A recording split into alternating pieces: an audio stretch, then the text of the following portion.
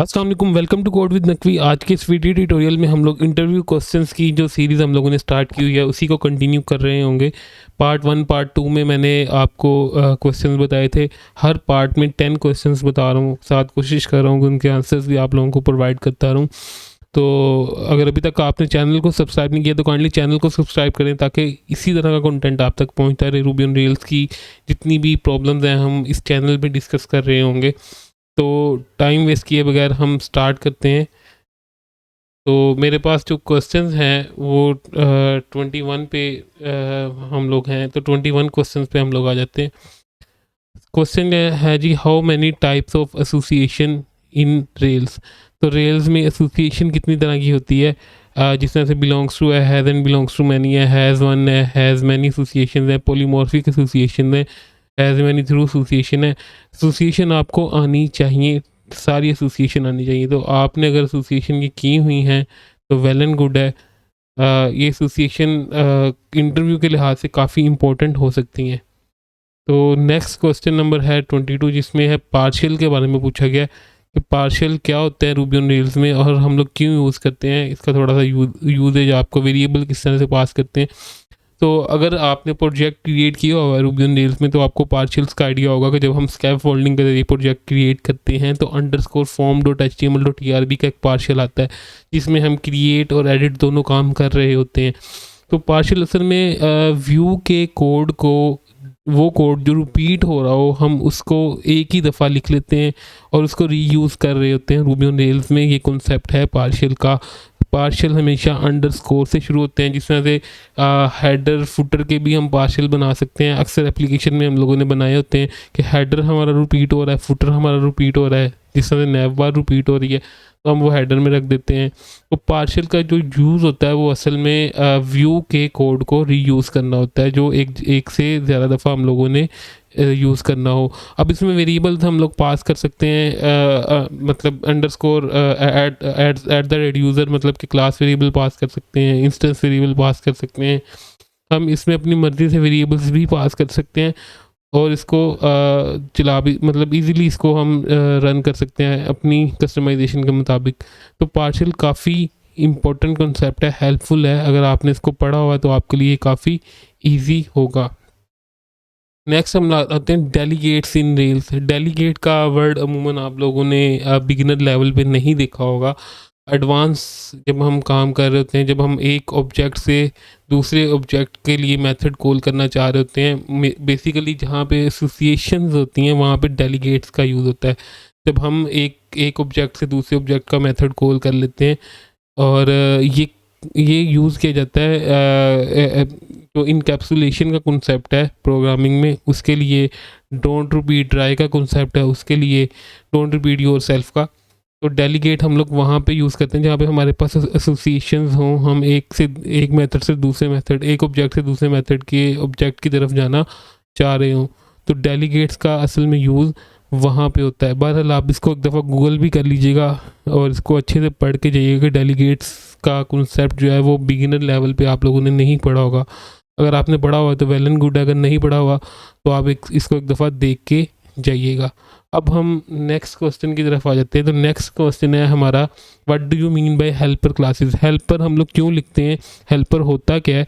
असल में हेल्पर हम लोग यूज़ करते हैं जब हम व्यू के अंदर कुछ काम रिपीट करना चाह रहे होते हैं। जिस तरह से मैंने फुल नेम प्रिंट करवाना है तो मैं उसका एक हेल्पर नाम बना के रख दूँगा जिसमें user dot first name plus user dot last name करके एक फुल नेम का मेथड बना दूंगा और उसे मैं अपने व्यू में कॉल कर रहा हूँगा। हेल्पर बेसिकली व्यूज़ के लिए होते हैं। इसका भी प्रिंसिपल वही है, डोंट रिपीट योर सेल्फ वाला। एक मेथड जो काफ़ी दफ़ा रिपीट हो रहा है, अभी लास्ट टाइम एक काम किया था जिसमें कंट्रीज़ के फ्लैग जो थे वो कई जगह पे यूज़ होने थे, तो उसको एक हेल्पर मेथड में रख दिया और उसको मल्टीपल व्यूज़ में मैं उसको कॉल कर रहा था। तो हेल्पर मेथड का ये यूज़ है। आई होप कि आपको इसकी समझ आ रही होगी, आपने इसको किया भी होगा और हमारे चैनल पे इसकी वीडियोस भी पड़ी हुई हैं अगर आपने नहीं पढ़ा हुआ। नेक्स्ट क्वेश्चन आ जाते हैं, what do you mean by mailers, how many ways to pass argument to a mailer. Mailer हम लोग कहाँ पे यूज़ करते हैं, जहाँ पे हम लोगों ने ईमेल सेंड करनी हो, ईमेल के लिए हम लोग मेलर बनाते हैं। सिमिलर टू कंट्रोलर ही हम इसे कह सकते हैं, ये कंट्रोलर की तरह ही होता है। हम मेलर्स के फ़ोल्डर के अंदर जाके एक मेलर डिफ़ाइन कर देते हैं और फिर हम उसके अंदर मेथड बना के अपने ईमेल का जो टेम्पलेट होता है उसे कॉल कर लेते हैं। तो मेलर के अंदर भी हम आर्गुमेंट पास कर सकते हैं, हैश की सूरत में कर सकते हैं, इंस्टेंस वेरिएबल कर सकते हैं, क्लास वेरिएबल कर सकते हैं, और लोकल वेरिएबल भी हम लोग इसमें यूज़ कर सकते हैं, कीवर्ड वेरिएबल भी यूज़ कर सकते हैं। काफ़ी सारे वेज हैं आर्गुमेंट पास करने के। तो आप इस पे भी थोड़ा बहुत गूगल कर लीजिएगा ताकि आपको इसका आइडिया हो। अगर आपने नहीं किया हुआ, कोशिश करेंगे एक आधा प्रोजेक्ट बना लें ताकि आपको इसकी जो समझ है वो आ सके। तो आई होप कि आपको ये मेलर वाली समझ आ गई होगी। नेक्स्ट हमारे पास है what do you mean bye concerns in rail, explain the way of using concern. जिस तरह से हेल्पर मेथड होते हैं इस तरह से कंसर्न्स भी होते हैं। कंसर्न्स का एक्चुअली यूज़ होता है मॉडल के लिए और कंट्रोलर्स के लिए। कुछ मेथड ऐसे होते हैं जो हम बार बार यूज़ करना चाह रहे होते हैं, हम अपने कंट्रोलर लेवल के लिए कंसर्न बना के रख लेते हैं, जिसमें कोई भी फंक्शनैलिटी हो सकती है। फॉर एग्जांपल आर्काइव की एक फंक्शनैलिटी है, वो हम लोगों ने बार बार यूज़ करनी है, काफ़ी सारे कंट्रोलर में यूज़ करनी है। तो हम फिर उसको एक कंसर्न में बना के रख लेंगे और उसको मल्टीपल जगहों पे यूज़ करेंगे। तो कंसर्न मॉडल लेवल पे भी होते हैं, कंट्रोलर लेवल पे भी होते हैं। मॉडल के अंदर कंसर्न्स का फ़ोल्डर है, कंट्रोलर्स के अंदर भी कंसर्न्स का फ़ोल्डर है। तो आप इनको अपने मुताबिक डिफ़ाइन कर सकते हैं। आई होप कि आपको इसका आइडिया हो गया होगा। नेक्स्ट हमारे पास क्वेश्चन है, have you ever use side kick, explain how it works in both production and development environment. Side kick की बात कर रहे हैं, तो साइड किक बिगिनर लेवल पे शायद आप लोगों ने ना यूज़ की हो, लेकिन साइड किक असल में बैकग्राउंड जॉब्स को हैंडल करने के लिए इस्तेमाल हो रही होती है। इसके साथ हम लोग यूज़ करते हैं जो रेडिस का आप लोगों ने नाम सुना होगा। अगर रेडिस और साइड किक दोनों आपस में इंटीग्रेट कर रहे होते हैं। रेडिस असल में जॉब प्रोसेसर होता है जो रेडिस जो जितनी भी जॉब्स आती हैं उनको क्यूज़ में करता है वर्कर्स को रन करने के लिए। साइड किक का के जितने भी प्रोसेसेस होते हैं वो रेडिस कंट्रोल कर रहा होता है। तो रेडिस और साइड किक आपस में इंटीग्रेट होकर यूज़ होते हैं। अब लोकल पे तो हम सिंपली क्या करते हैं कि रेडिस स्टार्ट करते हैं और अपने जो साइड किक की जो वर्कर है उन्हें रन कर लेते हैं। लेकिन प्रोडक्शन पे हमें करना ये पड़ता है कि एक अलग से इसके लिए प्रोसेस मैनेजर देखना पड़ता है। इस तरह से हिरोको में होता है, हिरोको साइड किक करके कुछ इस तरह से है, और AWS में AWS इलास्टिक कैशे इस तरह से इसके प्रोसेस मैनेजर होते हैं जो हम लोग यूज़ करते हैं, जो रेडिस को रन कर रहे होते हैं अलग से, और फिर हम उसको प्रोडक्शन पे साइड किक को कॉन्फ़िगर करते हैं। तो डेवलपमेंट में और प्रोडक्शन में थोड़ा सा इसका जो डिप्लॉयमेंट का है वो फ़र्क है, वो आप लोग गूगल से इजीली इसको भी देख सकते हैं। नेक्स्ट क्वेश्चन की तरफ आ जाएं, difference between side kick worker and rails active job. अब साइड किक और रेल एक्टिव जॉब की बात कर रहा है, तो एक्टिव जॉब असल में यूज़ होता है रेल्स के अंदर, रेल्स के अंदर डिफ़ॉल्ट भी आता है एक्टिव जॉब। तो एक्टिव जॉब असल में यूज़ होता है कि बैकग्राउंड, दोनों ही बैकग्राउंड जॉब के लिए यूज़ होते हैं। पहली बात ये बता दूँगे, साइड किक और एक्टिव जॉब। अब एक्टिव जॉब का फ़ायदा ये होता है कि ये बहुत ही सिंपल है। अगर आपने कोई छोटे लेवल पे जॉब्स स्केड्यूल की हुई हैं या छोटे लेवल पे आप जॉब रन करना चाह रहे हैं, तो एक्टिव जॉब बेस्ट है अगर आपके पास बहुत बड़ी एप्लीकेशन नहीं है। लेकिन अगर आपके पास एप्लीकेशन बड़ी है, कॉम्प्लेक्स जॉब्स आ सकती हैं, आप उसमें थ्रेडिंग कर रहे हैं, आप उसमें कॉम्प्लेक्स परफॉर्म कर रहे हैं चीज़ें, तो वहाँ पे आपको साइड किक की ज़रूरत पड़ेगी। एक्टिव जॉब का फ़ायदा ये होता है कि एक्टिव जॉब में हम साइड किक को भी एज ए बैकएंड के तौर पे यूज़ कर सकते हैं। साइड किक की जो जॉब्स हैं वो एक्टिव जॉब के अंदर एज ए बैकएंड हम लोग इसको, और वेरियस यूज़ हो सकती हैं। साइड किक के अलावा और भी काफ़ी सारी ऑप्शन हैं जिनको हम यूज़ कर सकते हैं। डिले जॉब है, साइड किक जॉब है जो एक्टिव जॉब के साथ इंटीग्रेट हो सकती हैं, लेकिन साइड किक जो है वो डायरेक्टली आपके सिस्टम पे चल रहा होगा।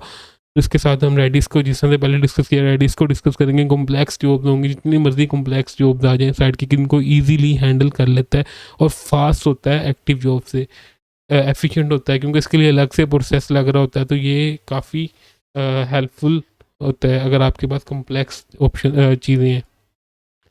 What do you mean by rake task? Rake task का आपने भी पहले भी नाम सुना होगा कि रेक टास्क हमारे पास एक चीज़ होती है। लिब के फोल्डर में जाके टास्क के अंदर हम रेक मतलब टास्क डिफाइन करते हैं, नेम स्पेस के अंदर उसे रख रहे होते हैं। तो टास्क असल में यूज़ होता है हम लोग ऑटोमेशन की तरफ अगर बात करें तो रूबी ऑन रेल्स हमें अलाउ करती है कि हम अपने टास्क को ऑटोमेट कर लें। जिस तरह से मैंने अभी हर 30 दिन बाद डाटा क्लियर करना है अपने डाटाबेस में से, तो उसके लिए मैं एक रेक टास्क बना के रख लूँगा और उसको मैं रन कर दूँगा, या उसके लिए मैं क्रोन जो भी लिख सकता हूँ। मतलब इसको हम अपने मुताबिक हैंडल कर सकते हैं। हमें बार बार एक कोड लिखने की ज़रूरत नहीं है, एक कोड हमने बना के रख लिया, बस हमने टास्क रन करना है और उसने वो काम कर देना है।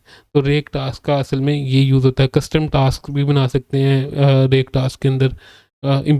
तो ये काफ़ी हेल्पफुल रहता है जहाँ पे हम लोगों ने कोई चीज़ें जिस तरह से बैकअप करना है, जिस तरह से हम लोगों ने 30 दिन का पुराना डाटा उड़ाना है, या इस तरह की चीज़ें।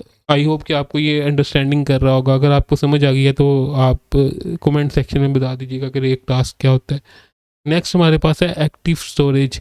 एक्टिव स्टोरेज भी आपने यूज़ की होगी यकीनन, आप अगर ये वीडियो देख रहे हैं तो। एक्टिव स्टोरेज का मतलब ये होता है कि जहाँ पे हम फाइल्स की बात आती है, फाइल हैंडल्स करने की, तो रूबी ऑन रेल्स में एक्टिव स्टोरेज की एक फ़ीचर आती है जिसमें हम लोग इमेजेस वगैरह अपलोड करते हैं तो S3 पे, अमेज़ॉन S3 पे, गूगल क्लाउड स्टोरेज पे, या और कोई अगर हम यूज़ कर रहे हैं तो एक्टिव स्टोरेज वहाँ पे हमारे हमारे साथ यूज़ होती है।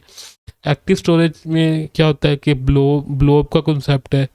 ब्लोब में हमारी डाटा की इंफॉर्मेशन होती है, उसके अलावा अटैचमेंट और वेरिएंट्स, ये 3 हमारे पास टेबल बनते हैं। जब हम इसको इंस्टॉल करते हैं, माइग्रेट करते हैं, फिर हम हैज़ वन अटैच करके पिक्चर अटैच कर देते हैं, तो काफ़ी पिक्चर्स को हैंडल करने के लिए ये आसान हो जाता है। लेकिन एक्टिव स्टोरेज का अगर हम लोकल पे बात करें तो लोकल पे हमें कभी इशू नहीं आता, लेकिन जब हम हिरोको पे बात करें डिप्लॉय करके, तो होता ही है कि हमारा हिरोको का सर्वर रीस्टार्ट होता है 24 आवर्स में, या जब भी वो रीस्टार्ट होता है तो हमारा एक्टिव स्टोरेज का डाटा उड़ जाता है, जिसके लिए हमें अमेज़ॉन S3 पे जाना पड़ता है उसकी कॉन्फ़िगरेशन करके। तो लोकली एक्टिव स्टोरेज बहुत अच्छा काम कर रहा होता है, लेकिन अगर हम प्रोडक्शन पे जाएंगे, हेरोको खास तौर पे हम यूज़ कर रहे हैं, तो वहाँ पे हमें इसके इशू आएंगे।